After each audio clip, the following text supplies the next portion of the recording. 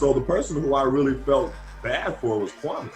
Um, because Kwame, when he came into the league, he was the best person in the draft, hands down. It wasn't close. I saw it with my own two eyes. They brought in all the top big men, right? This is right at the Verizon Center. They brought them all in. He went against Tyson Chandler. He went against Eddie Curry, and he destroyed all of them. Like, it wasn't even close. And, coming there and having the pressure of playing next to MJ and really Doug Collins. Kwame won't say it now, but I can say it because I was there. Doug Collins, it was almost like he had a personal vendetta against Kwame.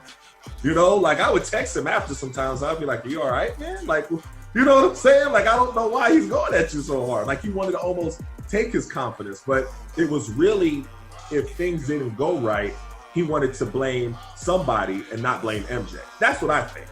So Kwame got all the blame, and it was messed up. But, but playing with MJ, Kwame would watch MJ and watch his habits, and watch the things that he's doing and stuff like that.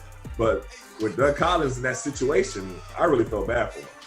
That's interesting, and I've really never heard anybody say that. Maybe they don't have, the balls, for lack of better terms, to say that about Collins in that situation. And also, a lot of people don't know because they weren't there. You know what I mean? A lot of people just look at it and say, well, Kwame was the number one pick, and, he didn't pan out the way you think a number one pick would pan out. And I was like, well, there's a whole lot more involved in it than that. If he was the number two pick, it was in a different situation, we just saw a completely different Kwame. When Tyson Chandler went to the Bulls, and of course, he's a fantastic player, still playing now, but he didn't have any pressure. He didn't have MJ next to him. He didn't have Doug Collins looking to blame him for everything. He could just relax and play. And if Kwame had that kind of a situation, you would have seen a completely different Kwame. Crazy to think. What was MJ and Kwame's relationship like? Sorry to keep asking you all these questions about MJ, but very interesting, stuff here. Oh, well, from what I saw, it was MJ just wanted to win. He just had a competitor, so that's all he was focused on. And his relationship with Kwame looked all right to me. Looked like he, pushed him just as much as he pushes everybody else. So I don't think that MJ was the problem with that. I think it was more Doug Collins.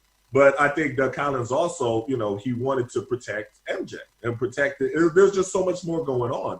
So Kwame had to take the blame for everything. And it was a messed up situation for an 18-year-old kid to come into. It really was. It probably scarred him for the rest of his career. How could it not? Because you don't see and I wonder if they're going to show this in the documentary. But really, the way that it was just. I don't even know how to explain it. Some of the times where things wouldn't even be Kwame's fault, but it would just be all on him. And it was just like, that's why I said sometimes I would text him. Me and Kwame, we're like the closest on the team. Like, that was my guy.